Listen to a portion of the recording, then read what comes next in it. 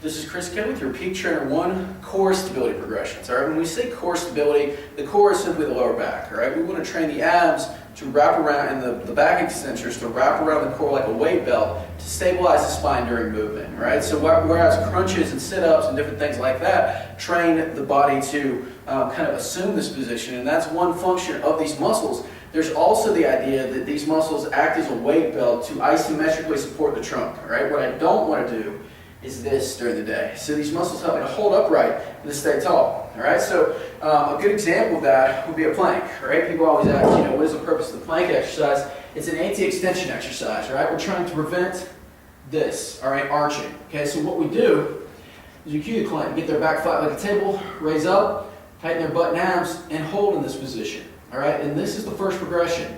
Generally, I'm going to hold this for 30 seconds, and from there we can increase the loading similar to a push-up by placing the feet up on a box. The last progression with the plank would be to a single leg.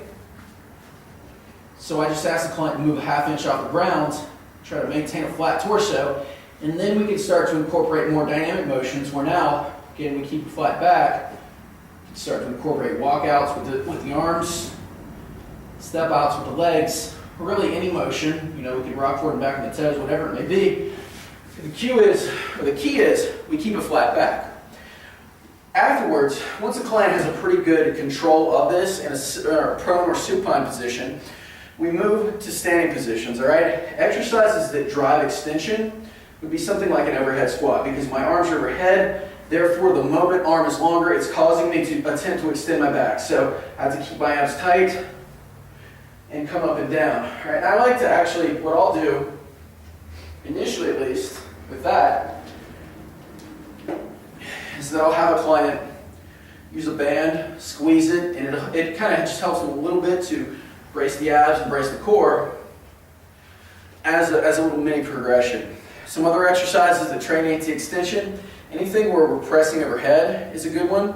All right, anything where we're doing a push-up type motion is training anti-extension. So those are some ideas. What we want to do is start in prone and supine positions. Another anti-extension drill would be a dead bug exercise where I'm cueing the client to press their back into the ground, alternate the legs.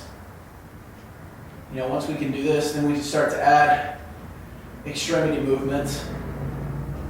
But again, just holding the stable cue. Okay, this is like oftentimes we'll start with this because it's very easy to teach. And we'll ask the client to just brace their abs and hold. Initiate a posterior pelvic tilt, just hold this contraction. Then move to feet off the ground, then leg movement, then arm movement, and then incorporate both. So that is just kind of a little mini progression. Once they can do that, we can move to prone or our planks. Then eventually we move to standing. Now for anti-rotation, all right, we start generally in a half kneeling position, all right? And what we like, half kneeling position. And we like to incorporate an exercise called core press. Core press, all I'm doing is holding here and attempting not to rotate, okay? Once I can do this, I start to incorporate motion where I'm pressing. I can do chops across my body. But again, I'm still in this kind of supported position where I'm on the ground. All right? I can then start to stand up and incorporate chops across my body, squats, and the whole thing is I'm trying not to do that. All right? From there, we can start to do things where we do a suitcase deadlift, where with this, I squat down. The weight is trying to rotate me to the side, so the goal is just to stay straight up and down. All right? That would be an example of a rotational drill. Another one would be any offset exercise where I'm holding the weight to one side. Okay, that's another quasi one. One arm band rows is another one. Because again, I'm rowing with one side, trying to rotate my trunk. All I do is I cue the client to keep a flat back, button abs are tight, pull. One arm presses would be another one, because again, I'm in a split stance, I'm pressing, but everything is staying nice and straight. Now, our final one would be what we call anti-lateral flexion. All right, with anti-lateral flexion, that begins with side plank.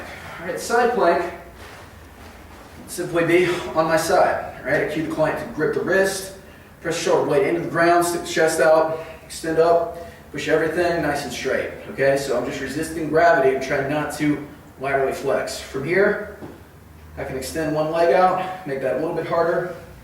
Extend both legs out to make that harder. But for a lot of clients that have shoulder issues, I don't necessarily like that progression just because we're adding more load to the shoulder. So alternatively, we can do things like arm movements, bent leg position, leg movements, and then eventually, or for somebody that can't do that at all, we call an overhead lateral flexion drill. So very similar to a power press or the core press we were doing before, I'm holding this over my head and trying not to laterally flex to the side. All right, I can move to standing positions, and then I can start to incorporate movement. So really, either progression will work. Eventually, what we really like are carries. Okay, a carry is simply holding a kettlebell or a weight, walking forward, and trying not to side flex. All right, so what I'm trying to do is just cue the client, keep your core engaged, grip this, try not to side flex to one side. That's a great drill because it mimics daily life. How often do we carry a bag? How often do we carry a briefcase to one side? We can add weight in the form of dumbbells or whatever it may be based upon the population. So very applicable to daily life. Another thing we could do is have the client do things like a one arm, again it's reverse lunges, forward lunges, split squats,